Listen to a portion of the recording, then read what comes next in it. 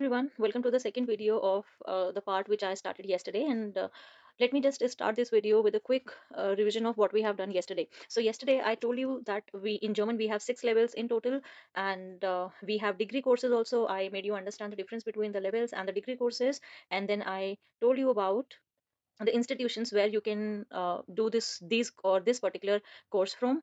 And I also uh, explained you the modules we have in German language. So these modules we have: lesen, hören, schreiben, sprechen, and these all these four modules will be there in every level. Okay, so your level will only be considered as complete once you have all those certificate of all these modules. Yeah, so let's continue now. Now today let's talk about the pathway. So if you want to do levels, then how and where you can take the admission, and if you want to do the degree courses, then what to do, what is the process, what are the further steps. So let's just get started with the same. So here I'm just dividing into two categories, which is levels and degrees.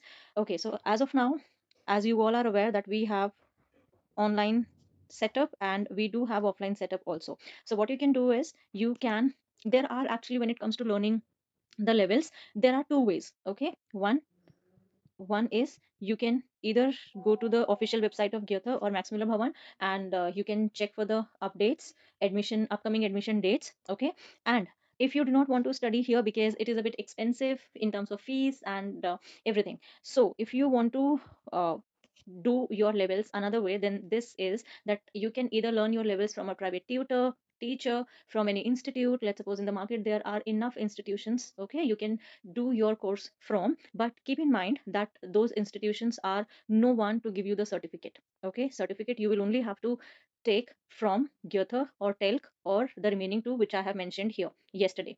Okay, because the certificates that you will be getting from here after appearing in exam will be valid worldwide. Okay, so course is something that you can learn uh, anywhere.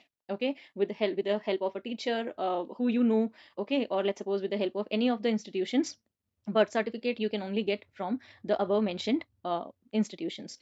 Now if you talk about the university level, how exactly you can enroll yourself in degree courses, so I will be talking about Delhi University. If you live somewhere else, you can check your university. Let's suppose if you live in Dehradun, then you can check Doon University, and you can check their language department and how does the admission take place.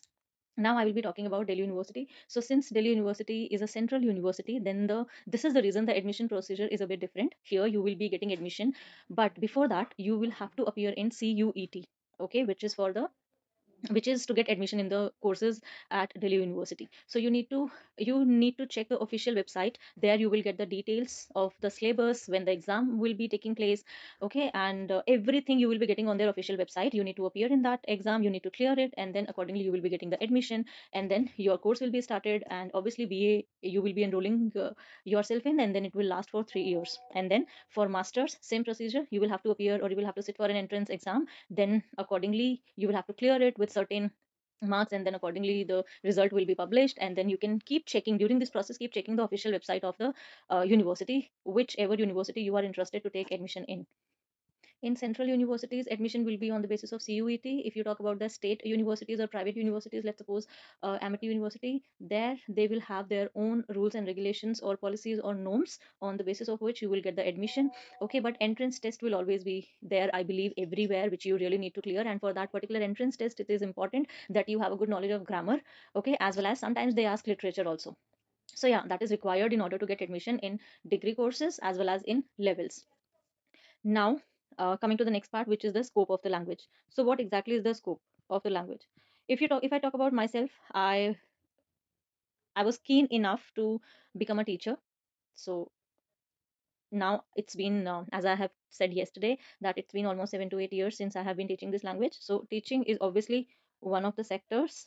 Then you can also work in MNCs, okay, Amazon, Accenture, and there are many more. And you can also work as a translator. You can work as an interpreter. You can also work as a school teacher. You can also work as a tourist guide, and many more. If you would like to know something specific, you can write in the comment section, and accordingly I will be answering. I will be responding to your query. So each profession will demand uh, specific things. For example, earlier it was little easier in the market to get a job with B2, but these days it has become a little difficult to get a job on the basis of B2. So please make sure if you are enrolling yourself in any of the levels, then in that case you must do at least until C1. Or if you can do, then it would, I will be suggesting to get done with all the levels first before you start your professional life.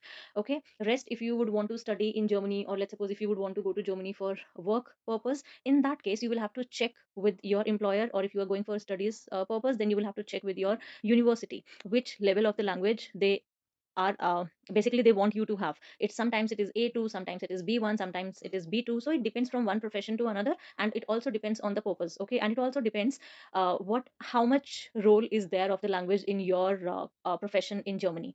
Okay, but yes, one thing is universal, that if you learn this language at least until A2 or B1, then obviously your survival in Germany will be smoother. As I have said yesterday also, if you want the videos to be in Hindi, because I speak three languages only, it's Hindi, English and German. If you want the videos to be in Hindi, then you can comment Hindi, and then I will be making, or yeah, I will be working on the same video in Hindi language. Yeah, so in tomorrow's video we will be going through the books we have. Okay, and hopefully soon we will be starting with the very first chapter, and I will be taking you through all the books and what exactly, because learning is a two-way process. So the amount of efforts a teacher needs to put, exactly the same way students also needs to put equal amount of efforts, even more than the teachers, because ultimately you are the ones who needs to learn this language. So yeah, there are certain habits which you will have to adapt on, and you will have to do certain things regularly with consistency if you really want to be fluent in the language. So yeah, that is all for today. Thank you.